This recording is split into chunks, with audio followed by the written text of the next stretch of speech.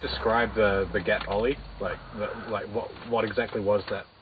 When I first saw the gap ollie, myself, when I first saw the 2 ramps, I was like, there was no gap ollie because you can't jump from that ramp to that ramp, and nobody's thinking about it because it's just something that can't really be done, probably.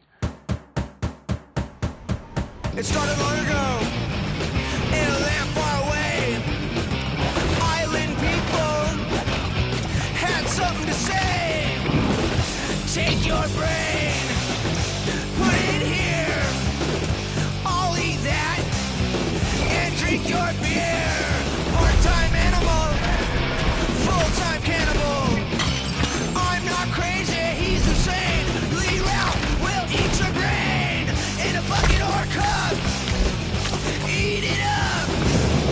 Skull cap salad. Eat it up.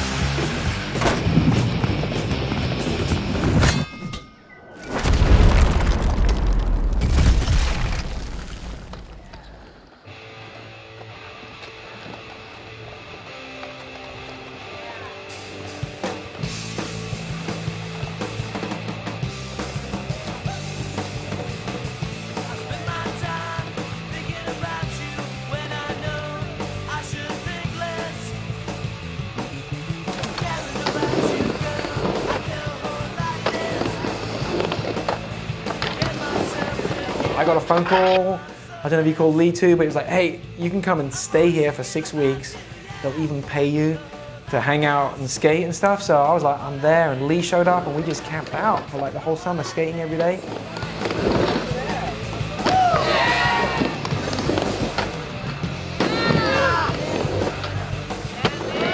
Lee, that summer was really amazing because he just progressed, man. Those 6 weeks were crazy. When I first saw him, Lee was just different. I mean, this guy, never heard of this guy. Nobody did. Just a genuine guy, nice guy. But when he gets on the ramp and he starts skating, you only see that come around every once in a while. And this was one of those guys. This guy could do a run for 2 minutes and not do the same trick. I mean, he was a machine. He would go over and over and trick after trick. Any given time, we'd have 10, 15, 20 of the top pros there at any given moment. He would get to see them skate, but they also got to see him skate. And they were all blown away. It took us all by surprise. Watching him on a daily basis skate was incredible. I remember going away for a weekend. When I came back, he'd learned backside disasters, frontside disasters, lean to boards. You know what I mean? Like he would take one trick, the basic, and then he would do all the different variations of it. Jason Jesse showed up and was doing pivot fakies on the mini ramp. No one did pivot fakies. And I think Jason and Lee in like one afternoon, like fuck it, boom, up there on the vert ramp. You know, and again, these are like big progressions in skateboarding for that time. And there was a bunch of other stuff that Lee did that summer, just progress. So I remember it was Saturday night, and we were just going into town to hang out. And Lee's like, nah, not interested. And I remember he was just fucking around, just messing around at the bottom of the ramp. And he was doing like, he'd been doing grind reverts and some of these other things, right? But he's at the bottom of the ramp and he's doing little ollies and landing and sliding around. Little ollie, land, slide around. And we're like, whoa, that's kind of crazy. I remember we pulled back in like 4 hours later and he was popping them off coping. Which is, again, like at that time in skateboarding, that was just ridiculous. $3.50 a week, American, all food paid for, accommodation, and all he had to do was teach, because a lot of people came through there, maybe 700 kids that we dealt with over that period, you know. How's this? Some of the people I taught to skate are some of the most famous pro skaters in the world now. Yeah, I couldn't believe it.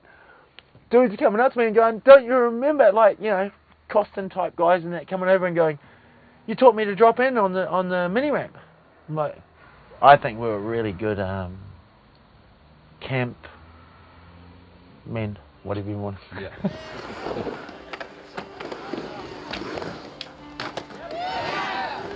So one day we're sitting there And Chris Robertson, God rest his soul, his old ramp was there, and right beside it was a sort of medium-sized ramp.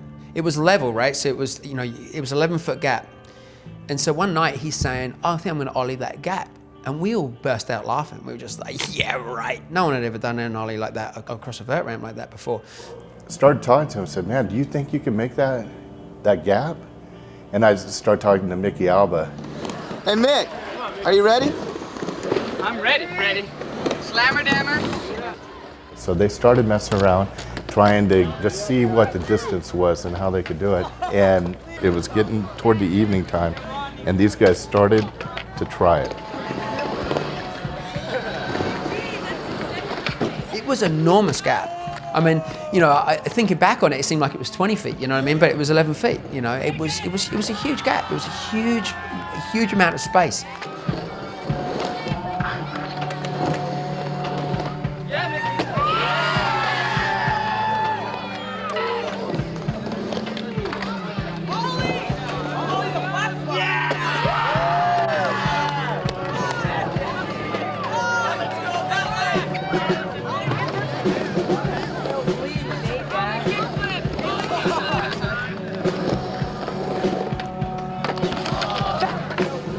Before you know it, everybody, all the pros were getting in between the ramp. No way, is he really trying to ollie that?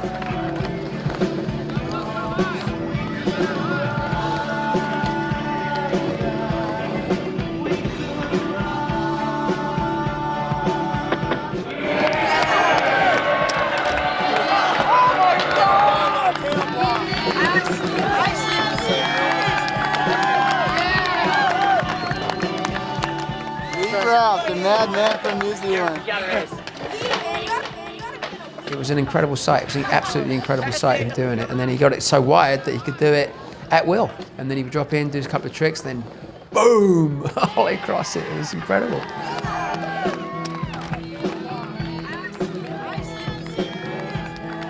There's certain people in skateboarding that pick up skateboarding in a short time period and move it forward. And Lee's one of those dudes. When he left from there, I was out with a Vision team on tour, and you would hear all these stories out there. It's like, man, everywhere you went, people were talking about him like as if they knew him. And it was great to hear that, because I knew where he was going to go, because the guy was just that good.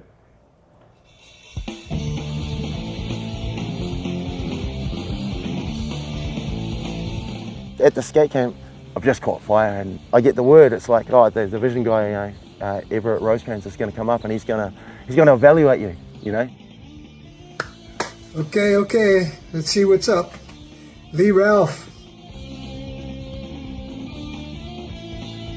Big kid, looked like fucking Bigfoot. One thing Bigfoot could do, homeboy could skate. He merged with all the rest of the guys on the Vision team. I guess they all kind of liked the kid from the start. Monster kid, and I really like that guy.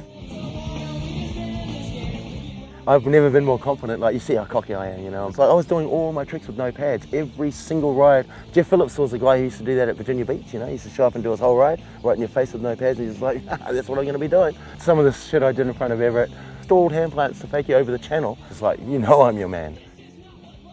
It's on, you and me. I'm on Vision, proper, you know. A real rider like Mark Gonzalez, like Gator, like Jeff Phillips, you know.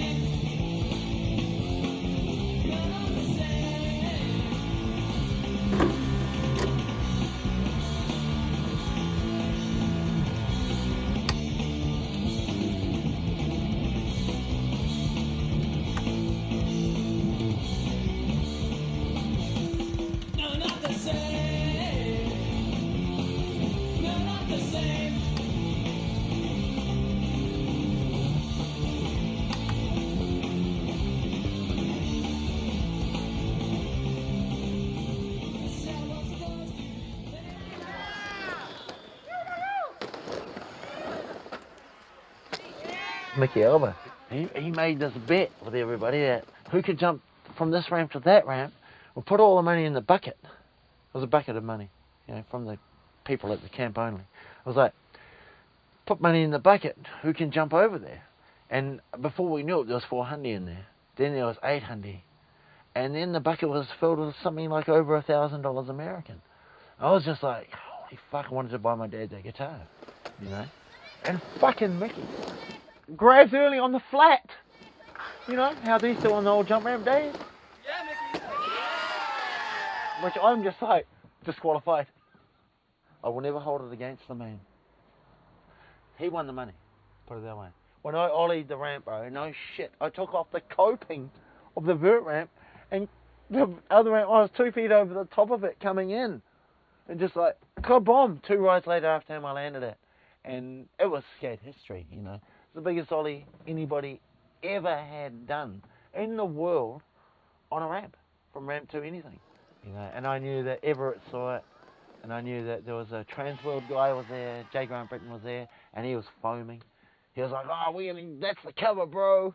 You know, I was just like, oh, fuck. And Mickey, take the bucket. And he was taking it anyway, because fuck, he's Mickey Elba.